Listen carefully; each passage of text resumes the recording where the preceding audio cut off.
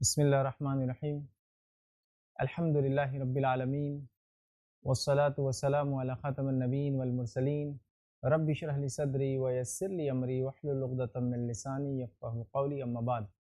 तमाम तारीफ़ें उस अल्लाह अज़्ज़ व जल के लिए लायक़ व ज़ेबा है जो तमाम जहानों का बनाने वाला और उसे पालने वाला है, और दरूद व सलाम उसके आखिरी नबी मोहम्मद सल्लल्लाहु अलैहि वसल्लम पर। नाज़रीन, आज मैं आपके सामने उम्रे का मुख्तसर तरीक़ा कि उम्रा जब इंसान करे तो उसका मुख्तसर इन शॉर्ट क्या तरीक़ा होगा वो रखने की कोशिश करूँगा। मैं बहुत ज़्यादा पेचीदगियाँ या मसाइल जो इसमें होते हैं उसमें नहीं जाऊँगा। उम्मीद करता हूँ ऐसा कोई मसला हो तो आप जो उलमा से रुजू करें और उनसे उस मसले को पूछ लें। तो आइए मुख्तसर सा मैं उम्रे का तरीक़ा आज आपके सामने रखता हूँ। हर इंसान ये कोशिश करता है कि वो अल्लाह के घर की ज़ियारत करे, या तो हज के ज़रिए या तो उम्रे के ज़रिए। तो सबसे पहली चीज़ याद रखिए उम्रे के लिए वो ये है कि इंसान मीक़ात पर पहुँचकर एहराम को बांधे। मीक़ात पर पहुँचकर एहराम को बांधे, याद रखिए। और अगर आप सफ़र करके जा रहे हैं और आपके मुल्क से जब आप जा रहे हैं तो फ़्लाइट के ज़रिए जा रहे हैं और मीक़ात अगर बीच में आता है, मतलब फ़्लाइट के दौरान आता है, तो यहाँ इसकी इजाज़त है कि आप अपने घर से एहराम बांध कर निकले, या फिर आप एयरपोर्ट पहुँचकर अगर वहाँ सहूलत हो तो वहाँ एहराम बांध लें। और उसके बाद फिर ज़ाहिर-सी बात है आपको मीक़ात पहुँचने की ज़रूरत नहीं, क्योंकि मीक़ात आपकी फ़्लाइट में बीच में आने वाली, याद रखिए, ठीक है। तो मीक़ात पहुँचकर एहराम बांधना, या अगर फ़्लाइट से जा रहे हैं तो अपने घर से या एयरपोर्ट से फिर आप एहराम बांध सकते हैं, या अगर सहूलत हो तो फ़्लाइट में बहरहाल आप मीक़ात से पहले, अगर आपको पता हो मीक़ात कब आने वाली है और एहराम बांधने का वक्त हो, फ़्लाइट में इतनी सहूलत हो तो बहरहाल वहाँ भी ये काम आप कर सकते हैं। लेकिन इस मामले में एहतियात करें, चूँकि फ़्लाइट में जनरली इसकी सहूलतें आम तौर से नहीं होती है। बहरहाल आगे बढ़ते हैं। इसी तरह एहराम बांधने से क़ब्ल इंसान गुस्ल करे, और अगर चाहे तो अपने जिस्म पर खुशबू लगा सकता है। एहराम पर खुशबू नहीं, याद रखिए। तो मर्द चाहे तो खुशबू लगा सकता है, याद रखिए। इसी तरह एहराम बांधने से पहले लब्बैक उम्रतन ये कहकर, ये अल्फाज कहकर उम्रे की नीयत करना चाहिए, याद रखिए, ठीक है। तो ये आप कर सकते हैं। अगर आप भूल जाए किसी वजह से, मतलब आप एहराम बांधने से पहले पढ़ना भूल जाए तो कोई मसला नहीं, आप उसके बाद जब भी आपको याद आ जाए, याद रखिए, इसको आप याद से पढ़ ले, याद रखिए। इसी तरह एहराम की हालत में आप चप्पल पहन सकते हैं, सैंडल पहन सकते हैं, ऐसी चीज जो आधा जूता जैसा दिखती है वो पहन सकते हैं। और चप्पल स्टिच्ड स्लीवी भी हो सकती है, या फिर रिबेटिंग की भी हो सकती है, या पेस्टेड भी हो सकती है। इसमें बस कंडीशन ये है कि टखनों को ना ढकता हो। एहराम बांधने के बाद बुलंद आवाज से तलबिया पढ़े, लब्बैक अल्लाहुम्मा लब्बैक लब्बैक ला शरीक लक लब्बैक इन्नल हम्दा वन निअमता लक वल मुल्क ला शरीक लक। ये आप बुलंद आवाज से पढ़ सकते हैं। जब तक आप तवाफ करने से पहले तक इस मामले को आप जारी रख सकते हैं, याद रखें, ठीक है। इसी तरह फिर उसके बाद बैतुल्लाह शरीफ का तवाफ, काबे का तवाफ शुरू करने से पहले, याद रखिए, तलबिया पढ़ना बंद कर देना चाहिए। इसी तरह तवाफ शुरू करने से पहले याद रखिए, जो एहराम आप बांधे उसकी दो चादरें होती है, एक नीचे होती है, एक ऊपर होती है। तो एहराम की जो चादर है, याद रखिए, उस चादर को इस्तिबा की कैफियत में ला ले। मतलब ये है कि चादर को सीधे हाथ के नीचे से निकाल के ओढ़ ले। मतलब चादर आपने यूं ओढ़ी थी, अब उस चादर को आपको ये करना है कि ये कांधा सीधा हाथ, याद रखिए, उसके नीचे से निकालना है, अंदर से बगल में से निकाल के इधर डालना। और ये जाहिर सी बात है मर्दों के लिए, क्योंकि औरतों के लिए एहराम उनका अपना लिबास या अपना उनका पर्दा ही होता है, याद रखिए, ठीक है। तो लिहाजा वो निकालेगा तो उसका सीधा हाथ, याद रखिए, अब खुला हो जाएगा, उल्टा हाथ ढका हुआ, याद रखिए। तो इस कैफियत को इस्तिबा कहते हैं। और तवाफ करने से पहले, याद रखिए, इस्तिबा करेंगे। नबी अकरम सल्लल्लाहु अलैहि वसल्लम का तरीका था, याद रखिए, ठीक है। अगर मिसाल के तौर पर आप काबे का तवाफ कर रहे हैं और इस हालत में कि आप इस्तिबा वाली कैफियत में, मतलब आपका सीधा कांधा खुला, याद रखिए, और नमाज वगैरह का वक्त हो जाए, तो नमाज में, याद रखिए, कांधे ढके होना जरूरी है। तो लिहाजा आप वो कपड़े को निकाल ले और कांधे दोनों ढक के नमाज पढ़ ले। नमाज होने के बाद फिर आप उसको उसी कैफियत में ला ले और फिर अपने तवाफ को शुरू कर दे। चूंकि बहुत सारी बार होता है हम तवाफ के लिए पहुंचते हैं, एक दो तवाफ होते हैं, अजान हो जाती है, नमाज के लिए लोग खड़े हो जाते हैं, तो जाहिर सी बात है आपको अब तवाफ रोकना है, लेकिन नमाज पढ़ना है, तो उसके लिए आप कांधों पे डाल लेंगे। कांधे चूंकि नमाज में ढके होने चाहिए, नमाज पढ़ेंगे और उसके बाद खोल के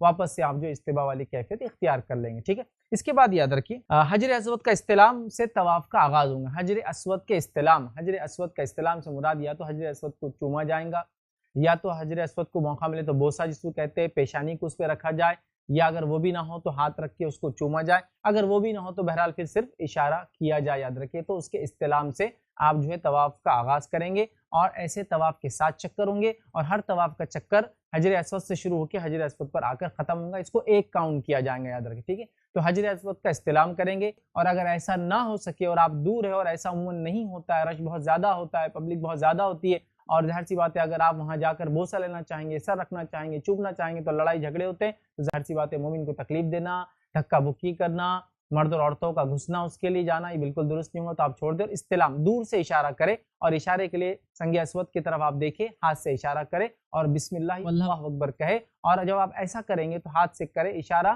اس کو ہاتھ کو چومنا نہیں یاد رکھیں، چومنا صرف تب ہے جب آپ فزیکلی اس کو یا تو آپ بوسہ لے سکتے ہیں، اس پہ پیشانی رکھ سکتے ہیں یا ہاتھ لگا کے چوم سکتے ہیں، لیکن جب آپ دور سے کر رہے ہیں تو صرف اشارہ کرنا ہے بسم اللہ اللہ اکبر، اور صرف ایک ہاتھ سے اشارہ کرنا ہے، دونوں ہاتھ رفع دین کے اسے نہیں اٹھانا ہے۔ آپ یہ کہہ کر اپنے طواف کا آغاز کریں گے یاد رکھیں، اور طواف کے ہر چکر میں حجر اسود کا استلام کرنا ہے، طواف کے ہر چکر میں، مطلب آپ جتنے بار بھی حجر اسود کے پاس پہنچیں گے ہر چکر میں اس کا استلام کرنا ہے، مطلب یہ کہ اس کی طرف اشارہ کرنا ہے بسم اللہ اللہ اکبر، اور پھر چکر کی شروعات کرنا یاد رکھیں۔ اسی طرح یاد رکھیے طواف کے اندر پہلے جو 3 چکر ہوں گے ان 3 چکر کے اندر یاد رکھیے رمل کرنا ہے، رمل کا معنی ہے تھوڑا سا تیز چلنا، تھوڑا سا تیز چلنا، کاندھوں کو بلند کر کے، کاندھوں کو اونچا کر کے تھوڑا سا تیز چلنا ہے، اور یہ صرف مردوں کے لیے یاد رکھیے، عورتیں اپنی عام چال چلیں گی، ٹھیک ہے؟ تو 3 چکر شروعات کے، 7 میں سے 3 چکر تھوڑا تیز چلنا ہے، یہ بھی اگر ممکن ہو، حالات ہو، رش کم ہو تو ہوگا، ورنہ اگر ایسا نہ ہو رہا زیادہ ہو تو پھر تو آپ کو جو پبلک جس چال سے چل رہی ہے، لوگ جس چال سے چل رہے ہیں اسی چال سے چلنا ہوگا، لیکن اگر ممکن ہو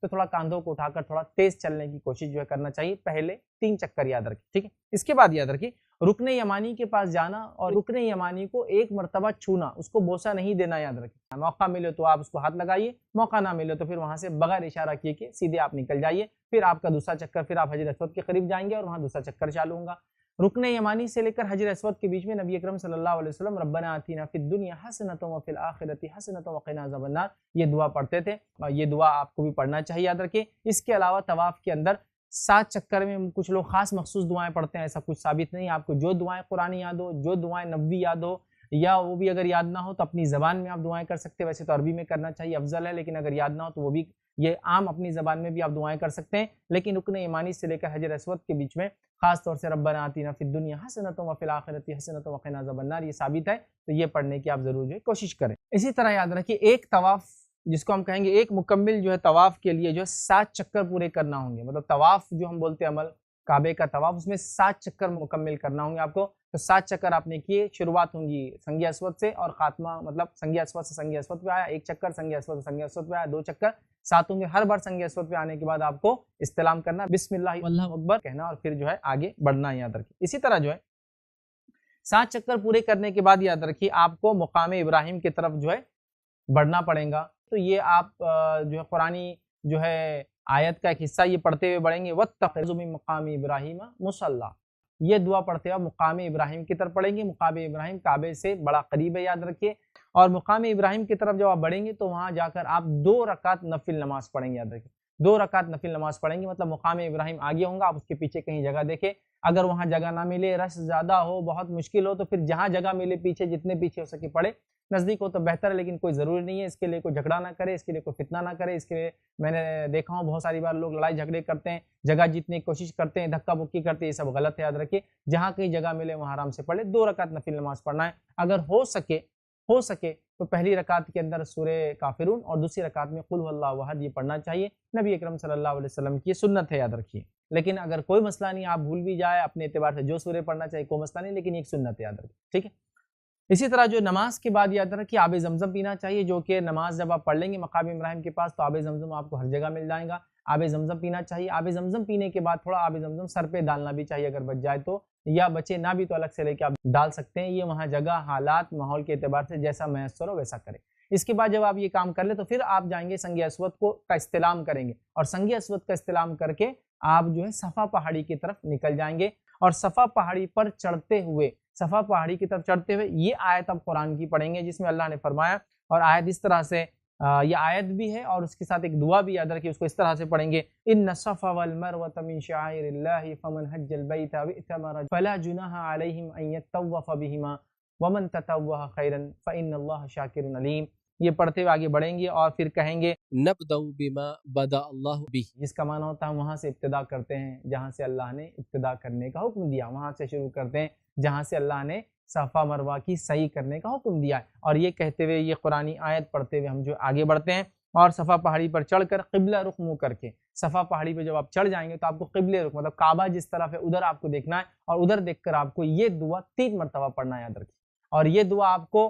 صفا بھی پڑھنا ہے اور مروہ بھی پڑھنا ہے، اور ہر چکر میں ہر بار جب رکیں گے پڑھنا ہے اللہ اکبر لا الہ الا اللہ وحدہ لا شریک لہ لہ الملک ولہ الحمد وہو علی کل شیء قدیر۔ پھر آپ کہیں گے لا الہ الا اللہ وحدہ انجز وعدہ ونصر عبدہ وہزم الاحزاب وحدہ۔ یہ دعا آپ 3 مرتبہ پڑھیں گے، ٹھیک ہے۔ پھر یہ دعا پڑھنے کے بعد آپ آگے نکلیں گے اور مروہ کی طرف جائیں گے۔ تو صحیح کی شروعات صفا سے شروع ہو کے مروہ کی طرف ہوں گی، یاد رکھیے۔ اور صفا سے مروہ 1 چکر کاؤنٹ ہوگا، مروہ سے صفا دوسرا چکر، پھر صفا سے مروہ تیسرا چکر، تو گویا 7 چکر آپ کو لگانا ہے۔ تو شروعات صفا سے ہوں گی اور خاتمہ مروہ پہ ہوں گا۔ کچھ لوگ غلط فہمی کے شکار ہوتے ہیں، وہ جا کر واپس آ کر 1 چکر مانتے ہیں، ایسا نہیں ہے، صرف یہاں سے یہاں جانا، صفا سے مروہ جانا 1 چکر۔ کچھ لوگ صفا سے مروہ پہ مروہ سے صفا کی 1 کاؤنٹ کرتے ہیں، غلط، ویسے 14 چکر ہو جائیں۔ تو صفا سے مروہ 1، مروہ سے پھر صفا 2، صفا سے پھر مروہ 3، اس طرح سے آپ چکر کریں گے، یاد رکھیے۔ ان چکر کے بیچ میں یاد رکھیے یہ دعا تو 3 مرتبہ پڑھنا ہے آپ کو، صفا پہ بھی مروہ پہ بھی، ہر بار جب بھی رکیں گے، لیکن اس کے بیچ میں جب آپ چلیں گے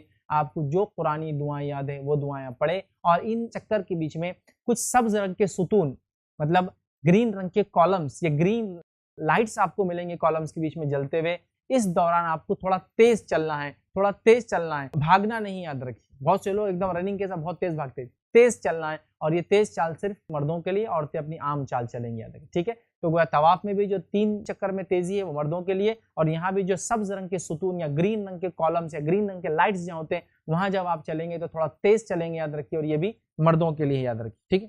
اب صحیح کے دوران بھی یاد رکھیے صفا اور مروہ دونوں پہاڑی پہ وہ دعا 3 بار پڑھنا ہے جو میں رکھ چکا ہوں، لیکن اس کے علاوہ بیچ میں آپ کو جو قرآنی دعائیں یاد ہے آپ وہ کر سکتے ہیں، جو حدیث کی دعائیں یاد رکھتے ہیں، نبوی دعائیں یاد رکھتے ہیں وہ کیجئے، نہ یاد ہو تو پھر اپنے الفاظ میں جو بھی دعائیں کرنا اللہ تعالیٰ سے آپ بہرحال کر سکتے ہیں، یاد رکھیے، ٹھیک ہے۔ اسی طرح جو ہے آپ نے 7 چکر جو ہے مکمل کیے، تو صفا سے آپ شروع کریں گے تو مروہ پہ ہوں گا، یاد رکھیے۔ اب مروہ پہ جب آپ پہنچ جائیں گے تو مروہ پہ آپ کا معاملہ ختم ہوگا، وہاں آپ نے جو دعا تھی آخر 3 بار پڑھ لی، یہ ختم ہوا۔ اب اس کے بعد آپ کو اپنے سر کے بال یا تو صاف کرنا ہے، مطلب ٹخلا بنا لینا ہے، یا تو پورے بال نکالنے ہیں تو گنجا کرا لینا عام زبان میں جو کہتے ہیں، یا پھر اگر ایسا نہ کرنا ہے تو پھر آپ پورے بالوں کو ایک لیول میں کٹوا لیں۔ یہ دونوں میں سے جو بھی آپ کر سکتے ہیں، یہ مردوں کے لیے، یاد رکھیں۔ ایک غلطی جو مرد اس میں کرتے ہیں وہ یہ کہ مرد بہت ساری بال، تھوڑے بال یہاں سے کاٹتے ہیں، تھوڑے بال یہاں سے کاٹتے ہیں، تھوڑے یہاں سے، تھوڑے پیچھے سے، سمجھتے ہو گئے، نہیں۔ اگر آپ کو بال کم کرنا ہے، گنجا نہیں کرانا ہے، سر مڈانا نہیں ہے، صاف نہیں کرنا ہے، تو پھر آپ کو پورے بالوں کو ایک ساتھ چھوٹے کرنا ہوگا۔ وہاں حجام ہوتے ہیں، باربرس ہوتے ہیں، وہاں جائے